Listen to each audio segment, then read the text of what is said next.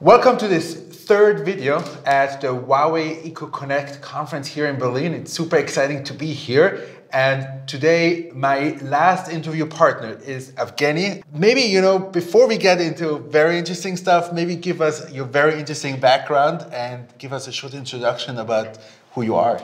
Yeah, like what's the guy in the camera, right?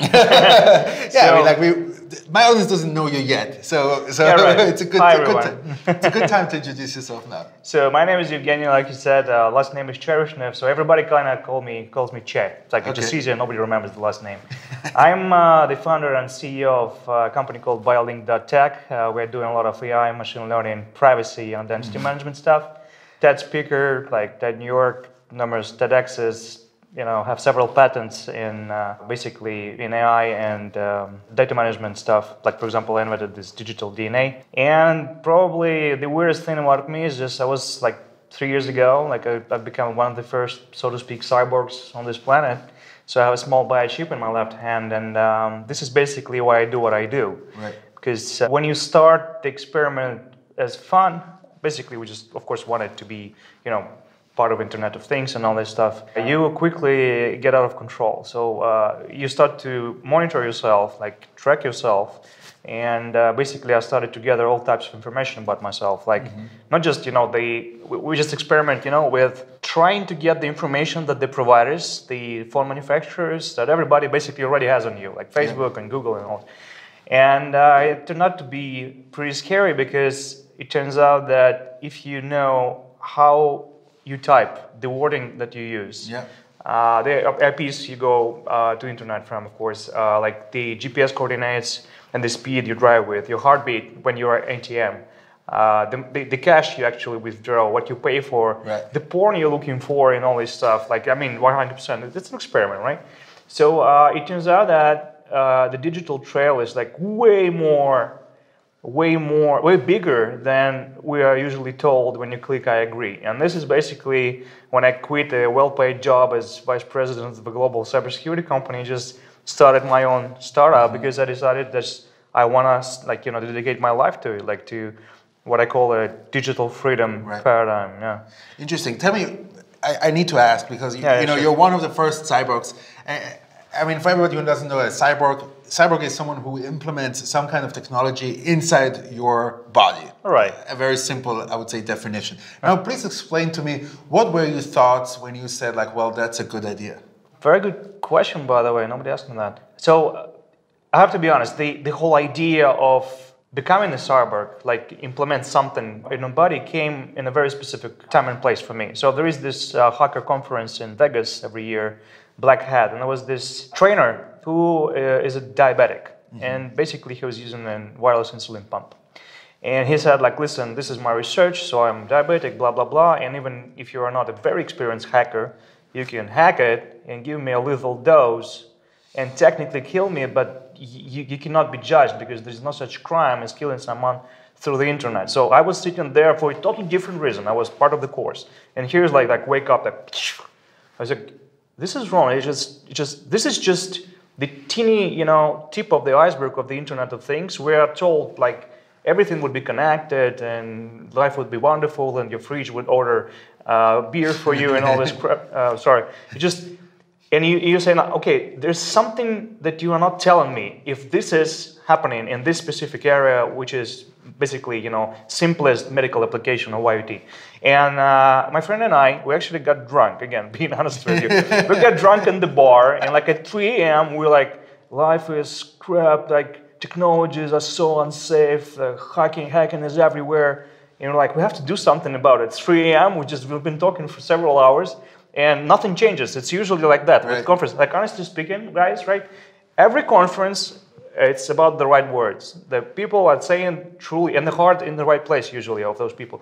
But usually nothing changes after. And we decided to change that. So the next morning, I said, what can we do? What really can we do? We can start a campaign, it's not safe. Some hashtags. Nobody would believe, it's just BS, right? Yeah. And you have to understand that everybody has an opinion. And we needed experience. We needed to be heard. And this is where I said, listen, I'm into crazy stuff. So let's just try to think what it would be like to be part of Internet of Things. We started with a wearable idea, and we just quickly just shifted to something like a biochip for one simple reason. You can take off the wearable. You cannot easily, take off the chip. And this is what the life of our kids would look like. We can still, I guess, maybe quit the internet, like however insane that sounds. They can't. They just cannot. They're born in it. Most of my friends, they have kids. The first picture of the kid is basically you're, in a nursing home, and they already have a picture of you in Instagram, which is insane. So my point is, how do we make this experiment alive? And this is where we analyzed the possibilities, chose a chip, create, of course, a PR event out of it, just because we wanted to drag attention. And this is where I am 3 years from now. Well, what's your take on, let's say, Elon Musk talks about that also, and various people who maybe agree or disagree about, at some point machines will take over humanity. Is this something you would agree with? I have a pretty hopefully helpful position on that. So there are three main campuses, like Luddites, I don't know how to spell it correctly. People who say that's absolutely wrong, that they're going to basically kill us. Those who are very pro, for example, Larry Page, to my knowledge, from Google, he is very pro general AI, that it's very positive, and something in between. Like maybe it's good, maybe it's bad. So the way I look at it, there are like three types of life. The first type is basically like bacteria. If you think about it, they have hardware, how they look like, and they have software, what do they do? But they cannot learn. So for example, if there's an antibiotic used against the bacteria, it would work in most of the times. But with time, maybe there would be material, maybe evolution would take over, and there would be a bacteria resistant to one antibiotic, but you can use another antibiotic. And this is primitive life. We as people, we're life 2.0, because we have hardware, which is the body, which is pre-designed. It's just embedded in the DNA. To my knowledge, our DNA is about 1 gigabyte of information. So it's just a blueprint of this, but we cannot change that. But the brain here is software, and we are the life form that can develop this through life. So you're not born with your knowledge. And you can choose, I can go and study German or French or physics or design, because I choose a program I want to download here, technically. And this is why we actually took over from all the life forms that exist on the planet, because we can improve ourselves very quickly. We're just not compatible with lions. We're not stronger, but we are way more, flexible. We're very smart. That's why we control them. And if you think about it, what is AI? AI is a life 3.0, because they do the same they can design the software, but they can choose the form. We are mortal. We in 1,000 years, with all due respect, you and I, we won't be here probably. But machines, they will, and they can improve. They don't do evolution. And this is what's scary. I think that the realistic scenario is, it's not about that they're going to kill us, there's no point in that, but they won't help us either, because the whole point is they would have their target, their goal, they would understand their way. I'm doing this for the reasons we cannot understand. They just choose that this is important. For example, they could choose that there's not enough oxygen in the atmosphere anymore, and they would work on changing that. We are not relevant. If we are the obstacle, we would be moved. For example, let's say you have a house and you have a beautiful lawn, and at a certain point you decide to build something, I don't know, like a terrace or something. And you start building it, you understand there is a ant farm, so to speak, there. Within a day, you would call someone, and this ant farm probably would cease to exist.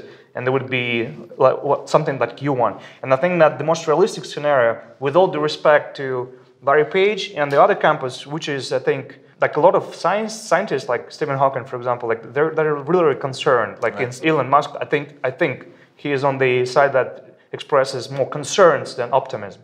And I think that the truth is, I'm more, I guess, leaning to Elon, because I understand that intelligence, super intelligence, is kind, so to speak, by design. It's like we expect if UFO lands, super civilizations won't actually, kill us all and stuff. So, but I think that the realistic scenario is if you have someone who knows what he or she wants, they usually get it done. Right. And this is how, for example, some people become, I don't know, world leaders or world technology leaders. They're just smarter than the rest. And they're just, moving fast and they get what they want. Right. This is why at a certain point you have like Elon going to Mars, and you have, I don't know, someone in the very third world country, a person that just cannot even understand what Mars is because he cannot, not there yet.